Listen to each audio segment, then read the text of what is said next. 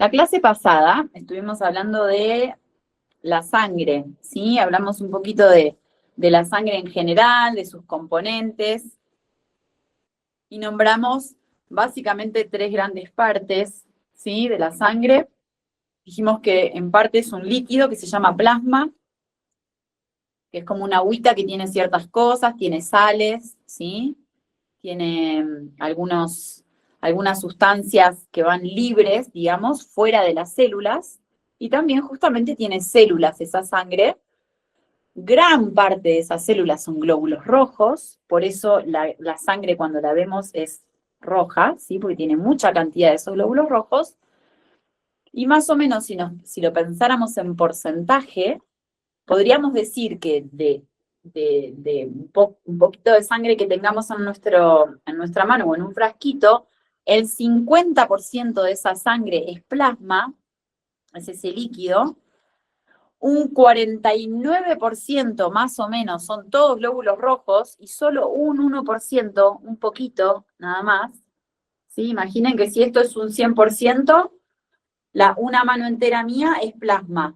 Más de 4 dedos, porque 4 dedos serían solo el 50%, o sea, más que 4 dedos y casi todo mi pulgar son los glóbulos rojos, y una partecita de mi pulgar representa a los glóbulos blancos. Dentro de los glóbulos blancos encontramos distintos tipos, pero lo que sabemos es que eso representan una parte muy, muy pequeña de todo lo que vemos en un manojo de sangre, podríamos decir, ¿no? Como en un poquito de sangre que tengamos, vamos a ver que en esa cantidad de porcentaje encontramos más o menos sus componentes. Ahora, hoy lo que vamos a ver son los glóbulos rojos. Entonces, ese 1%, ¿cómo se llama lo que sería? Son glóbulos blancos, ese uno por ¿Solo ciento son glóbulos todos blancos? glóbulos blancos. Eso es lo que forma la cascarita, ¿no? Básicamente, los glóbulos blancos. Dentro de los glóbulos blancos, en realidad, hay algunos que se llaman neutrófilos, eosinófilos, tienen distintos nombres, y algunos son las plaquetas, ¿sí? En realidad, algunos los clasifican dentro de los glóbulos blancos y otros dicen glóbulos blancos y plaquetas, porque tienen algunas características distintas las plaquetas, pero podríamos ponerlas dentro de ese mismo grupo, ¿sí? Plasma, glóbulos rojos, glóbulos blancos y plaquetas, podríamos decir también, ¿no? Porque no son exactamente iguales. Pero la cuestión es que más o menos en ese porcentaje estamos. Ahora, lo que vamos a ver es que los glóbulos rojos, ¿sí? Tienen en su membrana, en la parte de afuera, unas proteínas, ¿sí? Que ahora vamos a hacer unos dibujos para entenderlo, que van a marcar si dos tipos de sangre son compatibles o no. O básicamente lo que van a marcar esas proteínas van a ser distintos tipos de sangre. Quiere decir que hay glóbulos rojos que afuera tienen un tipo de proteína que las clasifica en un tipo de sangre, y hay glóbulos rojos que afuera tienen otro tipo de proteínas. Entonces, según cómo sean sus características, va a haber sangres que se van a poder juntar y va a haber otras que no se van a poder juntar. ¿Por qué? Porque las que no son compatibles, cuando se junten entre sí, van a desencadenar una respuesta inmune, ¿sí? Van a desencadenar una reacción, porque las células no se van a reconocer entre sí. Y eso se explica justamente porque hay dos cosas que se ven implicadas en esta reacción. Una cosa es un antígeno y otra cosa es un anticuerpo. Y ahí vamos a ver qué es. No, justamente iba a preguntar eso, ¿qué pasaba? O sea, yo supongo que habrá pasado de que junten, o sea, que pongan el tipo de sangre que no es, y a preguntar cómo reacciona el cuerpo. Justamente, el cuerpo reacciona atacando esa sangre distinta porque no la reconoce. La ve como algo extraño y va a intentar eliminarla. Eso va a hacer que, como esta reacción se produce en la sangre, eso tenga repercusión en todo nuestro cuerpo y se empiezan a pasar cosas que no queremos que pasen, ¿sí? Dependiendo también la reacción, va a ser de la cantidad que ingresa en nuestro cuerpo. si justo nos hacen una transfusión de sangre, de una buena cantidad de sangre, la reacción todavía va a ser más grande. Y justamente un momento en el que llegamos a transfundir sangre es un momento en el que la persona le está faltando mucha sangre en su cuerpo y por eso es necesario darle sangre de otra persona. Por tanto, casi siempre lo que le estemos transfundiendo a otro ser humano va a ser mucho, porque justamente por eso le estamos haciendo una transfusión de sangre, porque le hace falta. Entonces, lo que vamos a hacer ahora, para que ustedes realmente lo entiendan y lo puedan integrar y si después tienen ganas lo ven, es justamente hacer un esquema. Pero les voy a hacer una pregunta. ¿A alguno le suena la palabra antígeno? No. ¿Y la palabra anticuerpo? Sí, profe. Es así.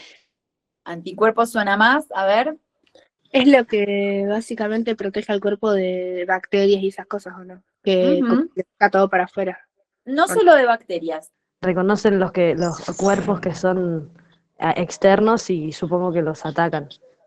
Exacto. Eso está, ahí va, por ahí va, y lo mismo que decía Cristal. Ahora, un antígeno, si nosotros pensamos la palabra, se las voy a escribir acá.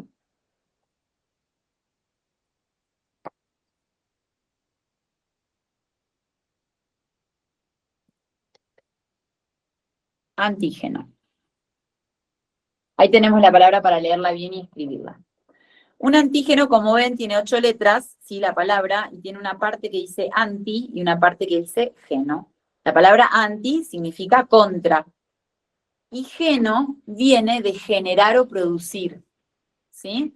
Entonces, un antígeno es una sustancia capaz de generar o producir una respuesta de nuestro sistema inmune contra sí misma, ¿sí? O sea que si yo soy un antígeno y entro al cuerpo de Sofía, por ejemplo, el cuerpo de Sofía va a decir, no, vos no sos de mi cuerpo, me va a reconocer como algo extraño, ¿sí? Y va a provocar una respuesta inmune contra mí. Por tanto, yo, antígeno, soy lo que entra al cuerpo de Sofía y soy capaz de generar que el cuerpo de Sofía active su sistema inmune en contra de mí. Por tanto, y en definitiva, lo vamos a anotar, así ya nos queda. A ver que me fui al chat. Profe, Un ¿qué dijo que significaba anti? ¿Contra? Anti es contra, exacto. Y geno viene de la palabra generar o producir. Entonces, un antígeno es toda sustancia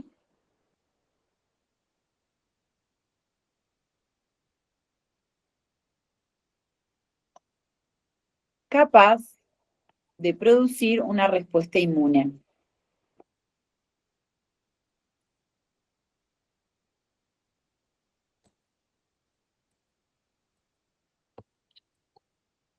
Y el anticuerpo es, ya que habíamos visto estructuras un poco la otra vez, es una proteína que nuestro cuerpo genera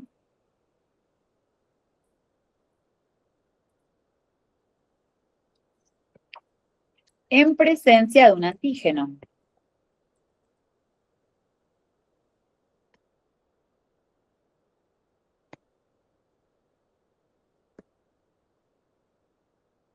Es decir, que cuando el antígeno, la sustancia capaz de producir la respuesta inmune, ingresa en mi cuerpo, va a activar mi sistema inmune y en esa activación mi sistema inmune va a producir unas sustancias que se llaman anticuerpos.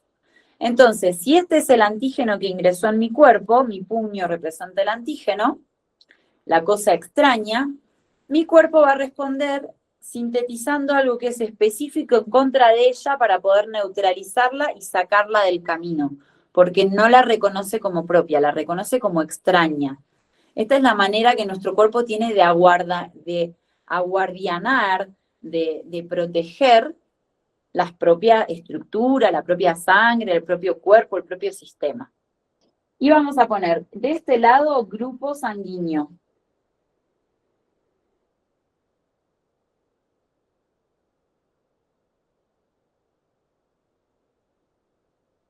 ¿Bien? Y de este otro lado vamos a hacer 4 círculos que van a representar 4 glóbulos rojos distintos.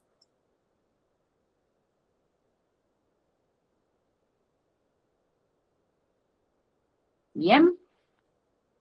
Entonces, ¿alguno de por aquí presente, algún ser de los presentes, le suena esto de los grupos sanguíneos? ¿Tiene idea de qué grupos son?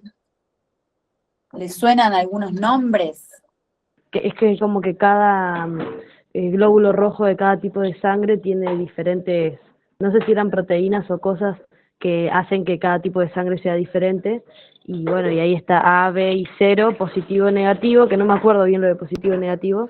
Viste que hay dos ceros, el positivo y el negativo, y sí me acuerdo que uno era receptor universal y el otro dador universal, o donador Bien, ahí lo universal. vamos a ver. Bien, ahí lo vamos a ver.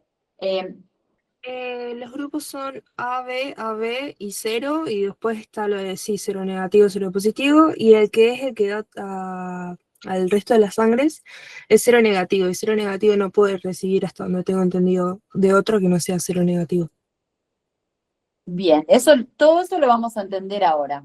Muy bien, muchas gracias. Sí, es como vos decís, hay algunas que son del grupo A, grupo B, grupo AB y grupo cero, ¿sí? Y después vamos a ver que también se clasifican.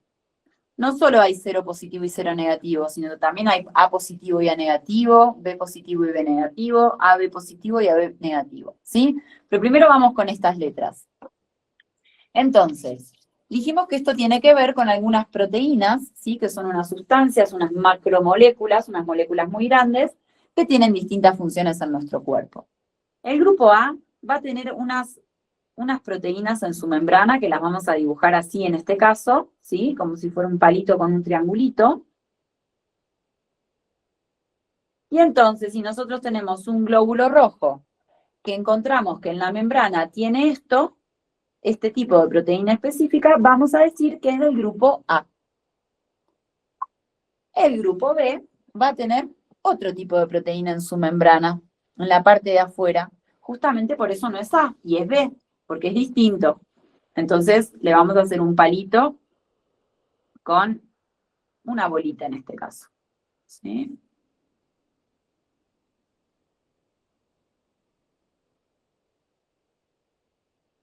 ¿Qué se les ocurre viendo estos dibujos que puede tener AB en su membrana? ¿Los dos juntos, profe? Exactamente. Entonces, en nuestro dibujo le vamos a hacer al grupo AB las dos proteínas, las del grupo A y las del grupo B.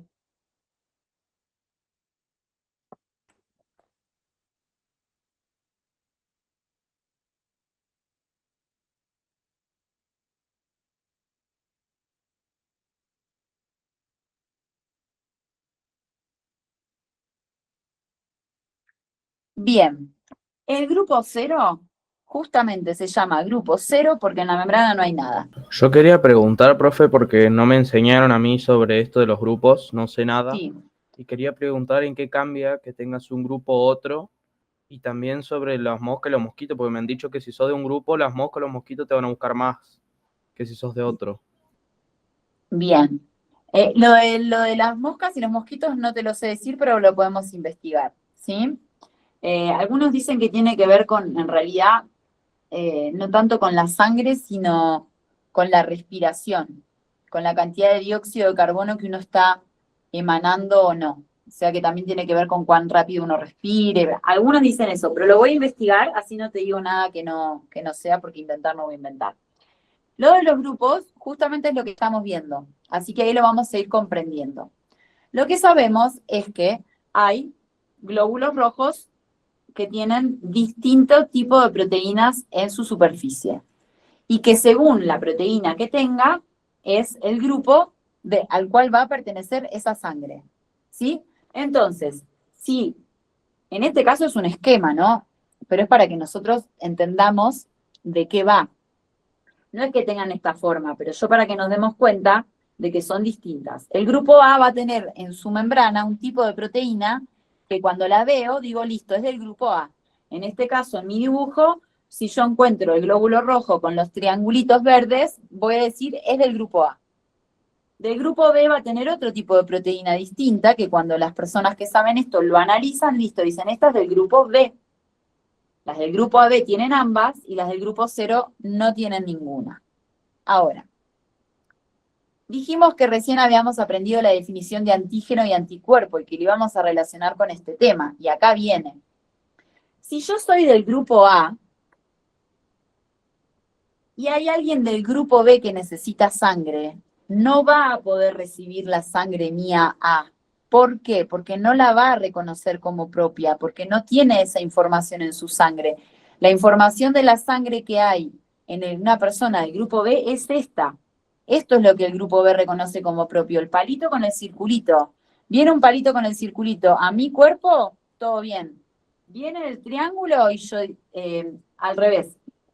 Si yo estaba en el A, ¿no? Si viene alguien que me dona sangre que tiene el triangulito verde, mi cuerpo va a decir, todo bien. Si viene la del grupo B, no la va a reconocer. Entonces, ¿qué va a hacer mi sangre cuando se conecte con la del grupo B? Va a producir, ¿qué? Cuando algo extraño entra adentro. ¿Anticuerpos? Anticuerpos. Exacto.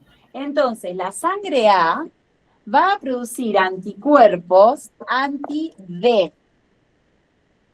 Anticuerpos, vamos a poner acá, AC significa anticuerpo, ¿sí? En nuestra abreviación. Va a producir anticuerpos anti-B, la sangre A. Se va a cubrir y va a decir, si entra la B, yo voy a producir los anticuerpos y voy a tratar de mantener todo bien. Va a pasar lo opuesto en el caso siguiente, ¿sí? La sangre B, cuando vea la sangre A, si le transfundimos a alguien B, sangre A, inmediatamente va a producir anticuerpos anti-A, ¿sí? ¿A ustedes les parece que AB puede producir anticuerpos anti-A o anti-B? No, profe. No. No, porque se estaría atacando a sí misma, ¿sí? Si yo tengo sangre tipo AB y me transfunden sangre B, ¿la voy a reconocer como extraña? No, porque mi cuerpo conoce estos palitos con las pelotitas, porque están en mis glóbulos rojos, ¿sí? Entonces, como el cero no tiene nada en su membrana, el AB tampoco reaccionaría con el cero porque reaccionaría ante la nada. Entonces, el grupo AB no tiene anticuerpos. Y ahí ya nos vamos dando un poco de cuenta de o podemos empezar a pensar quién le podría donar a quién. Es importante que nosotros sepamos que cuando le donamos sangre a alguien, o sea, cuando vamos a pasar sangre de un cuerpo a otro, el único que va a producir anticuerpos es el que recibe. ¿Sí? Mi sangre que sale de mi cuerpo, que me la sacan con una inyección, con una jeringa, quiero decir, me la sacan con una jeringa, solo tiene esta parte, ¿sí? Solo es sangre con antígenos, no tiene anticuerpos, porque el anticuerpo lo produce la sangre, o sea, lo produce el cuerpo cuando se pone en contacto con la sangre extraña. Está esa información. Sí, Matías, ¿querías decir algo? Sí, quería decir que si el de A o B pueden también darle sangre al del cero. Y ahí vamos a ver, porque el cero no tiene nada en la membrana, pero si al cero le ponemos esto adentro, ¿ustedes creen que va a responder todo bien o va a decir no? Necesito hacer unos anticuerpos anti-triangulito verde. Y yo diría que debería responder bien. Si el de la B le puede dar, Bueno, ahí vamos a ver que el cero, miren, va a producir anticuerpos contra lo que no conoce. Y como él no tiene esas proteínas, entonces va a producir anticuerpos anti-A y anti-B.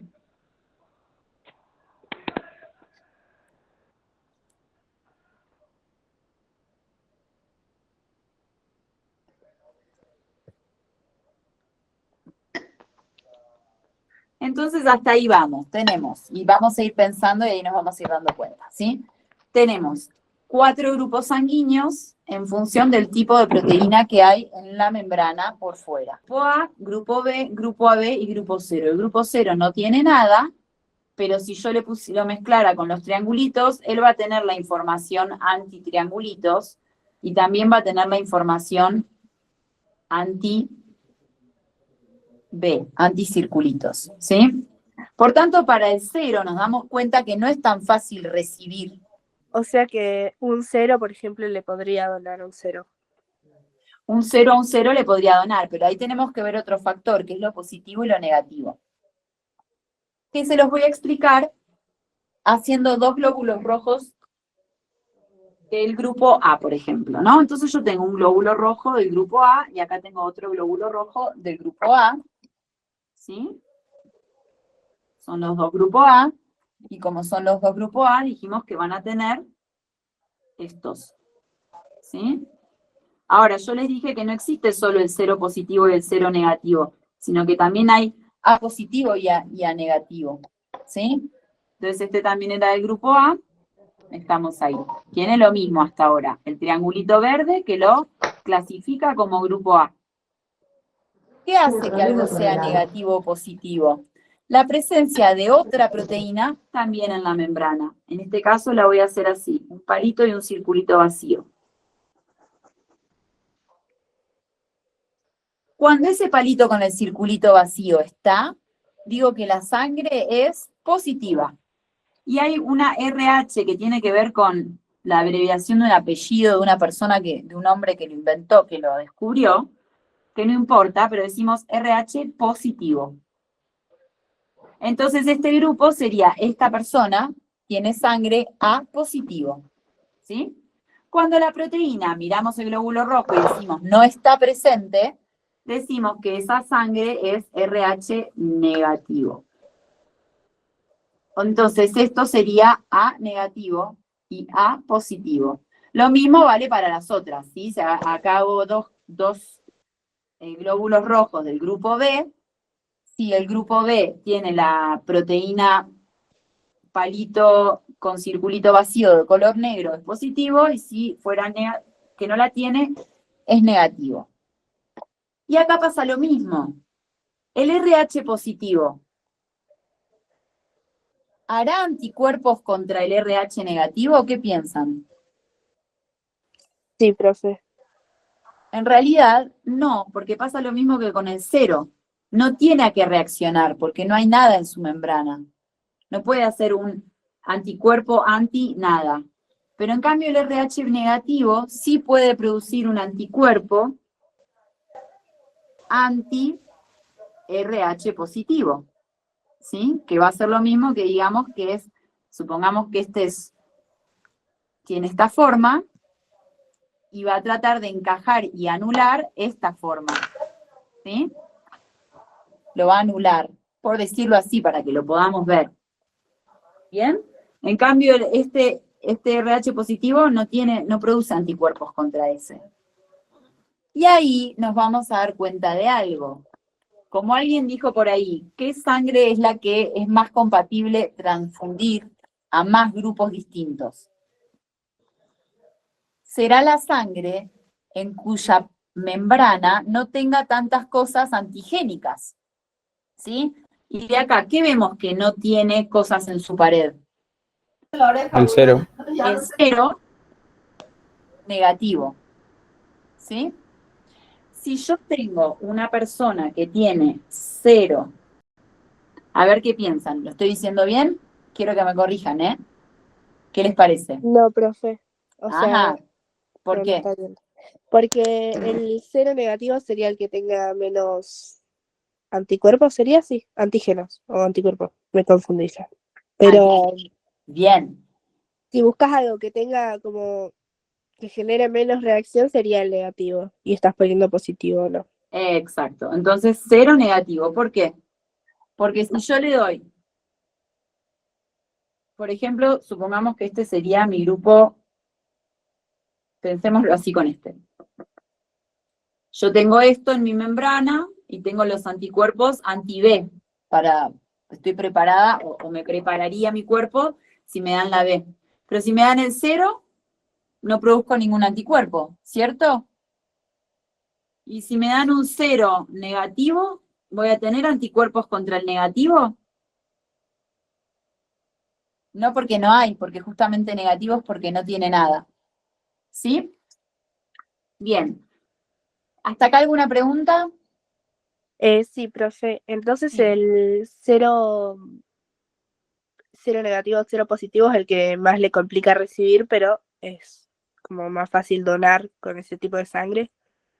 Claro, es más fácil que done a todos, porque si viene el AB y necesita sangre, le puedo dar del 0, ¿sí? Porque esto que ven acá, estos anticuerpos, solo se producirían si ocurre al revés. Si yo soy sangre 0, no me pueden dar de AB, porque en cuanto esto entre en mi cuerpo va a producir los antígenos para defenderse, ¿sí? Tampoco puede recibir la B ni la A, el 0, ¿sí? En cambio, sí puede ingresar a otros cuerpos, porque en otros cuerpos, la 0, como no tiene nada en su pared, no van a producir esos cuerpos nada para reaccionar. ¿Me siguen hasta ahí? Quería preguntar, porque yo vi en 3 series de médicos, no sé si Ujú. sea cierto o no, que hay como un término que se llama sangre dorada, que supuestamente es cuando Ajá. tenés el RH nulo. Pero quería preguntar si en serio hay casos o es inventado. No, la verdad que tendría que investigar sobre eso. Ya me lo estoy poniendo acá, mira, en mi recordatorio. Gracias, Sangre profe. dorada, ese término, y ahí lo investigamos y lo analizamos. Quería preguntar sobre las defensas inmunes que vi ayer, vi una película y un resumen sobre un chico que no tenía, o sea, que se le llamaban el niño burbuja, si no mal recuerdo, porque era como que si le entraba una mínima bacteria o algo, ya se podía morir con eso. Quería preguntar si eso lo podíamos ver en alguna clase o verlo ahora, porque Sí, era como que no tenía sistema inmune, creo que era algo así. sí, no sé bien, yo sé lo que vos estás diciendo y algo del caso vi, lo voy a anotar también para que lo veamos la próxima. Niño burbuja. Hay que ver, ¿no? Ahí esas cosas porque no podemos saber si eso es, ahora lo voy a investigar, ¿no? Pero si es una situación que se ha dado por alguna razón en particular o si es tóxico, ¿sí? Si algo ingresó en el cuerpo de ese niño que anuló de alguna forma su sistema inmune. Capaz que el niño lo tenía todo bien y su biología estaba normal hasta que se intoxicó con algo. Entonces también ahí muchas veces quedan sin respuestas las cosas, ¿sí? Bien, lo anoté, así que la sangre dorada y niño burbuja para verlo. Claro, evidentemente tiene su sistema inmune anulado, o sea, No no tiene, puede. ¿Cómo? me parece que es que no tiene directamente, entonces vive en una burbuja que le tienen que desinfectar todo antes de dárselo. Ujú. Hay The Kid Bubble, algo así se llama, Bubble Boy, es la película, está basada en eso. Bien, bueno, vamos a buscar para la próxima. Bien, lo voy a buscar mejor para la próxima, pero sí, RH nulo sería. Ahí lo voy a poner justo con la lista del que hice recién.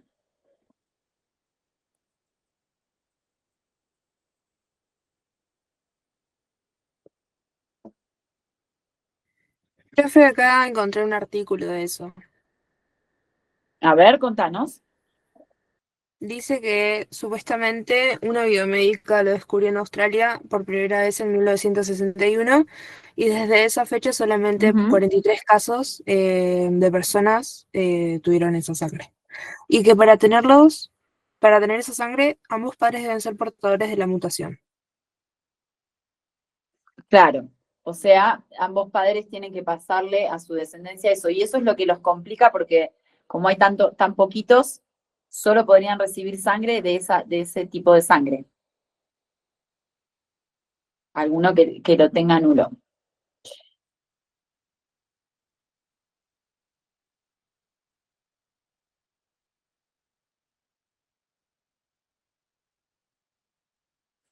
Dice que los portadores de esa sangre suelen padecer de anemia.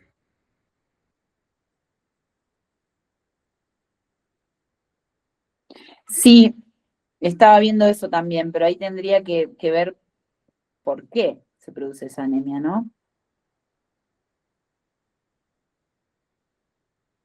Pues las RH positivas tienen la R, digamos, la proteína en su membrana. Las RH negativas no la tienen. Y las RH nulo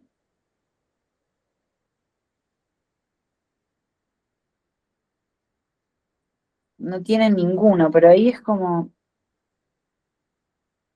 en realidad, ¿cuál sería para ustedes la diferencia entre nulo y negativo? Porque el negativo no tiene la RH la positiva, y el nulo tampoco. Puede ser neutro, tipo, ay, no sé cómo explicarlo.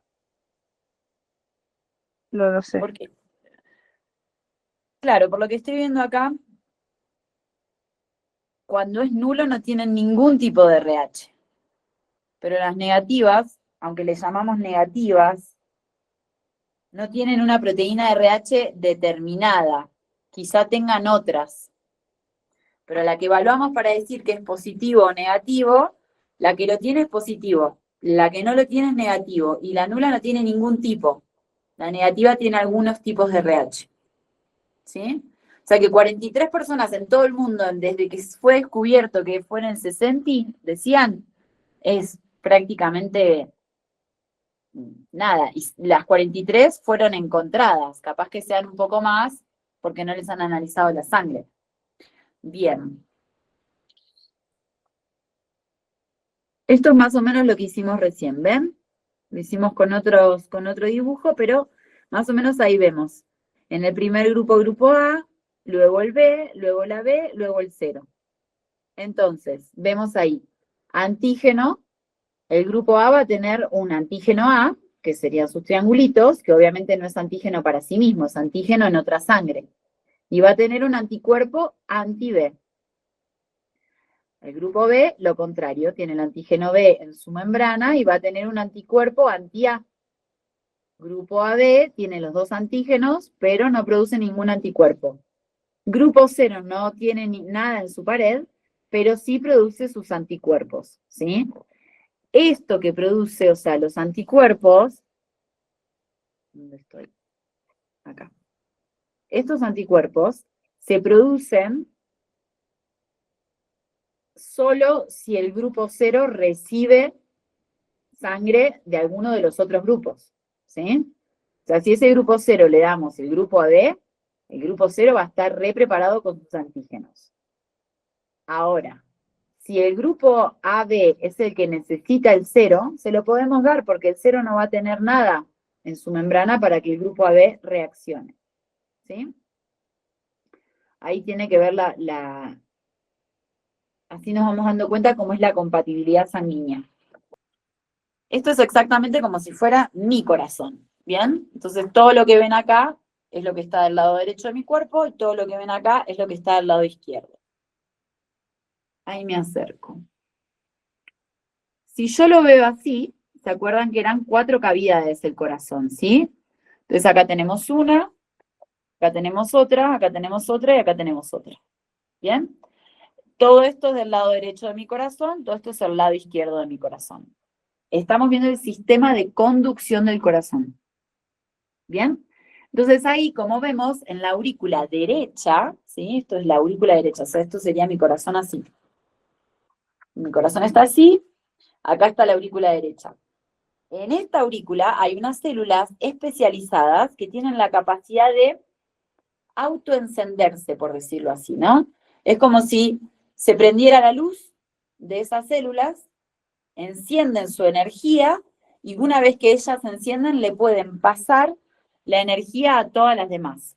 Y acá ven cómo lo vemos, es como si fuera este lugarcito, este cúmulo de energía eléctrica, encienden esas células y esas van conduciendo a través de todo el sistema a las otras partes del corazón. Eso se conoce como sistema de conducción del corazón, ¿sí? Entonces, me preguntaban la otra vez, ¿qué pasa cuando hay un paro cardíaco? Lo que pasa es que justamente el corazón que estaba activo,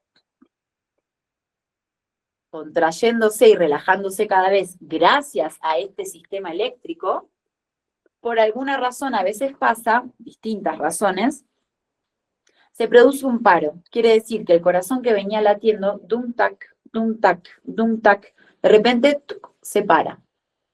Y como sabemos que esa actividad se enciende por electricidad, cuando hacemos un paro cardíaco nos van a intentar ayudar primero con un masaje, ¿sí? Seguramente han visto, ustedes que ven esas películas y series y tienen cosas más frescas y claras que yo, como esto del RH nulo, o de la sangre dorada, seguramente vieron alguna vez hacer un masaje cardíaco, ¿sí? Se llama RCP, las siglas, ¿sí? RCP, que significa resucitación, la R, la C de cardio y la P de pulmonar. Resucitación cardiopulmonar. Cuando veo que alguien está en paro cardíaco, que me voy a dar cuenta porque le tomo el pulso y no tiene pulso, sí, el pulso lo tomo siempre acá, no acá. El pulso acá lo tomo en algunas situaciones, pero cuando quiero ver si la persona está viva o muerta, voy acá.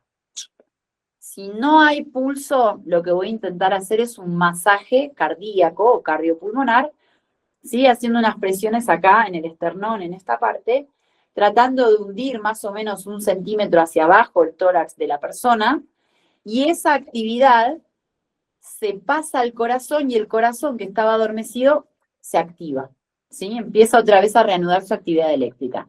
Si eso no es suficiente, vamos a llegar a este estadio.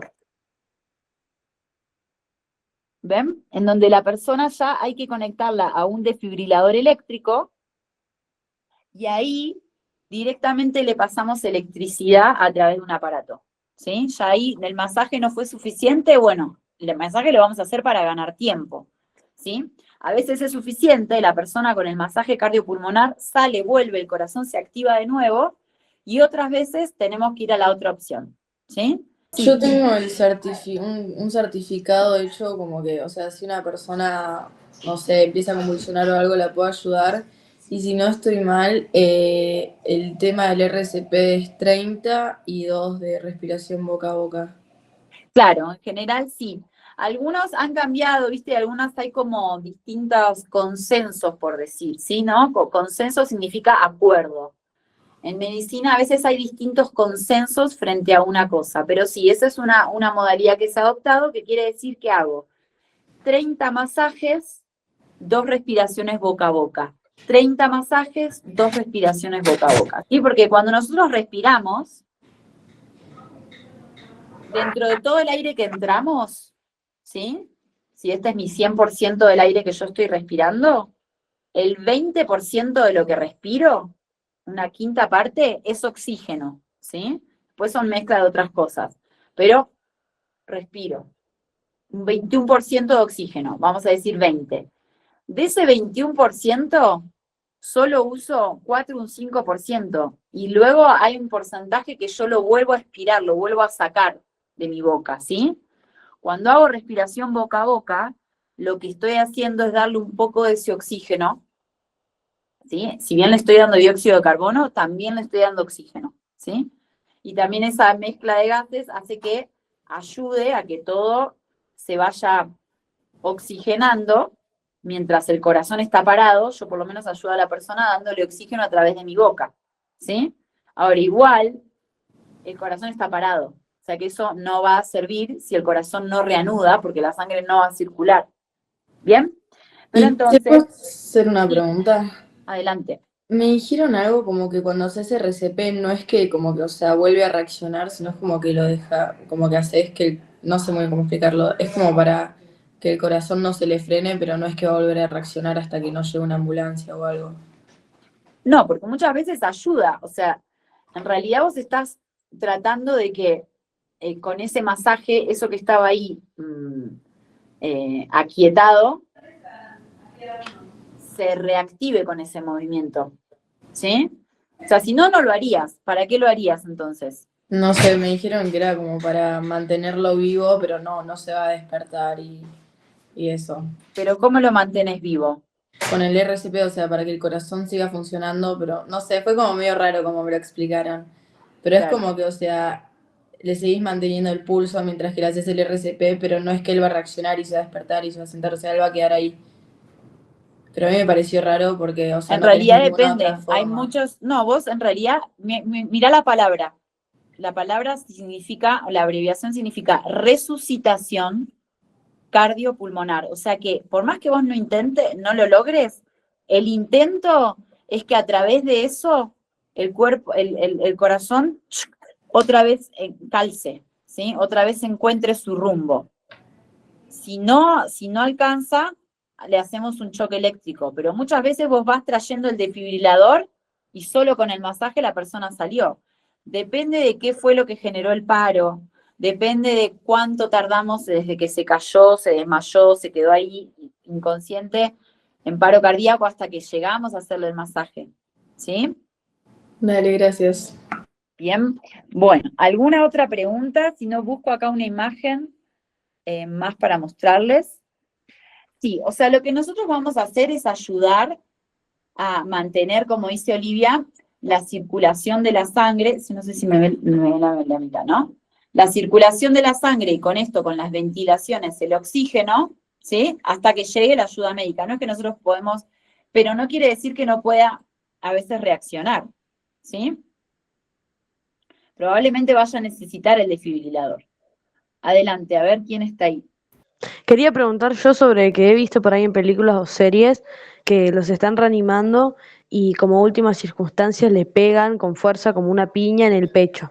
¿Eso está, tipo, hay algún tipo de explicación que diga que eso en serio puede funcionar como última circunstancia? Si ves que no lo estás pudiendo reanimar y no sé, tenés la ayuda muy lejos, ¿eso es ¿Qué algo que sería está como para darle un comprobado? choque y que realmente eso es lo que vos decís? Como que Claro, no sé, no yo he visto funciona con como el que masaje y de repente le dan un golpe.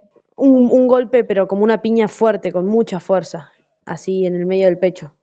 Em, Y lo que pasa que, bien, ahí lo que vos tenés que tratar es de también mantener la indemnidad, ¿sí? O sea, vos haces una presión que es una presión hasta un punto. No es lo mismo que yo haga una presión en un pecho que la haga una persona de 150 kilos y más si es del sexo masculino, que además los hombres tienen más masa muscular y todo.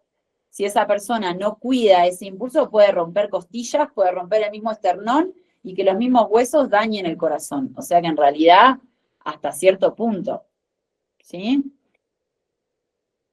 O sea, uno va a repetir el ciclo hasta que llegue la ayuda médica o puede ser que con ese ciclo la persona recupere la conciencia, ¿sí? Como dice Olivia, quizá tal vez Olivia lo que te quisieron enseñar es que es muy poco probable que solo con el RCP vos puedas recuperar a la persona, ¿sí? O sea, como que no esperes que vos le vas a hacer un par de masajes y la persona va a venir. Sí tenés que activar la ayuda médica, sí tenés que pensar lo otro, es como que es básico. Ahora, puede ser que mientras la ayuda viene, vos veas recuperarse una persona. ¿Sí? Puede ser. Y no quiere decir que porque vos, por ejemplo, te fuiste a hacer una caminata de 3 horas a la montaña en el medio de la nada y es prácticamente imposible que llegue una ambulancia, ¿sí? Igual vos vas a intentar hacer el RCP. No es que vas a decir, no, es imposible que llegue una ambulancia, así que ni me gasto, lo dejo tirado. Lo vas a intentar y puede ser que salga, ¿sí? O sea, por lo menos cuando uno lee es, haces el RCP hasta que llegue la ayuda médica o hasta que recupere la conciencia. Si no recuperó la conciencia y llegó la ayuda médica, listo, soltás el RCP y dejás que ingrese toda la otra ayuda. ¿Bien? Y también, o sea, el tema de convulsionar, si no estoy mal por lo que aprendí, cuando convulsionas no te puedes morir a menos que te golpee fuerte la cabeza. Exacto. En general, ahí, bueno, dependen varias cosas, pero en general, sí, la causa más frecuente, o sea, lo más grave de una convulsión son los golpes, que la convulsión en sí misma, ¿sí? Porque si yo empiezo a convulsivar ahora o convulsionar, que se puede decir de las dos formas, ahora, y no hay nadie conmigo, y yo me quedo acá y me golpeo, me caigo mal, quizá no me muero de la convulsión, me muero de una hemorragia en la cabeza por el golpe, ¿sí? Claro, pero ¿podés de alguna forma morirte por la convulsión? Lo que pasa es que cuando vos estás en un estado de convulsión, depende de muchos factores, depende de qué tejido y de qué cuerpo esté viviendo ese momento de convulsión, en donde quizá hay partes del cerebro que se quedan en ese circuito de actividad eléctrica descontrolada y no se está oxigenando bien. O sea que las secuelas dependen de cada caso, ¿sí? Ok, Es lo mismo, gracias. por ejemplo, las convulsiones febriles, que son muy comunes en los pequeños, en general, no son graves. Pero lo que sí hay que cuidar es que cuando ese niño está teniendo la convulsión, no se golpee la cabeza, no se corte toda la cara, que puede ser mucho más grave que la convulsión en sí misma. ¿Bien? Pero en sí, volviendo a tu pregunta, no es que es muy probable que si ves a alguien convulsivar, lo veas volver, y no que lo veas convulsivar y morir. ¿Bien? Yo quería preguntar si es que hay alguna forma de saber si vamos a convulsionar o a tener un infarto. Si tenemos alguna, no sé, algo que nos diga antes de que lo tengamos. Si hay algo que nos podemos dar cuenta nosotros mismos sin pedir ayuda a alguien, que vamos a Eh, tener algo de eso. Mira, para el infarto en general hay algunas características que hacen que la persona pueda o no, o uno como médico pueda sospechar o pensar que la próxima, primero fue esto y la próxima puede llegar a tener un infarto. Eso se llama como angina de pecho. ¿Qué significa? Un dolor en el pecho. ¿Sí? Entonces, ¿qué pasa? Los infartos en general se dan cuando en el corazón las propias, las propias arterias que irrigan el corazón a sí mismo, ¿sí? Recordemos que son estas.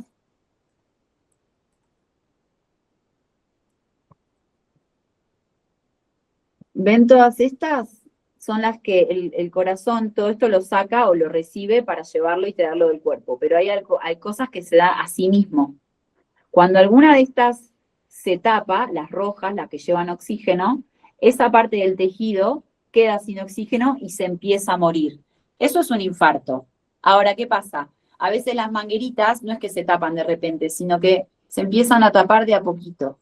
Y en ese taparse de a poquito dan un dolor en el pecho característico que llamamos como angor o angina de pecho.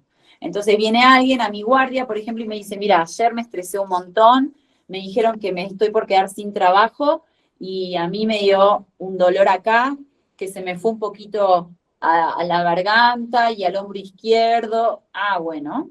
Y después se me fue, me duró un ratito. Seguramente si revisamos a esa persona y le hacemos un análisis del corazón, veamos que tal vez tiene algunas arterias que están un poquito tapadas y ese puede ser un índice que me puede decir a mí que esa persona probablemente pueda llegar a tener un infarto. ¿Sí? En cuanto a las convulsiones, se pueden dar por distintas cosas, pero en algunos casos, algunas personas que tienen convulsiones seguido, que entran en el diagnóstico de algo que se llama epilepsia, antes de tener la convulsión tienen algo que se llama aura, que se quedan como quietos, sintiendo, uno les habla a las personas y no contestan. Sí, yo quiero preguntar además por la convulsión, porque yo me acuerdo que de chiquito, que ya lo conté, que me había pasado justamente la convulsión, y que antes de eso, que yo recuerde, había comido mucha sal.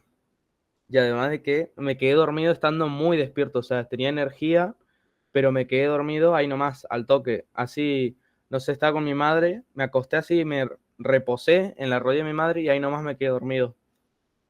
Bien. Bueno, ahí tendremos que ver, puede haber sido que vos de haber comido mucha sal, que es lo que recordás, hayas provocado alguna alteración metabólica, sí, adentro de las sales, y ella haya sido la reacción simplemente a la convulsión. Por eso hay muchas causas.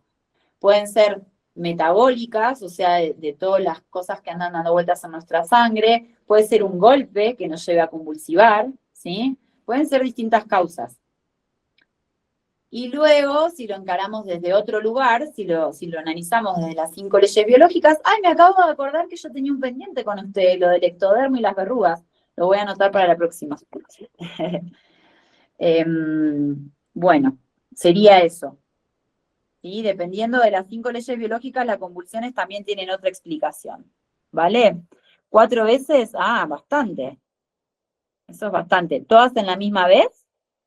¿Todas en el No, mismo? según mi madre lo que me cuenta es que he tenido fiebre y que fueron 2 a los 4 años y fueron otras 2 a los 9 años. Y yo ¿También la que con más fiebre? recuerdo fue la de 9 años. Ah, bien, que la Me parece que sí, no lo sé. La de 9 años no sé, no me acuerdo. Pero la que yo estoy contando es cuando no tenía fiebre, que yo me acuerde. Bien, Pero no lo sé, mi madre sabe más. ok.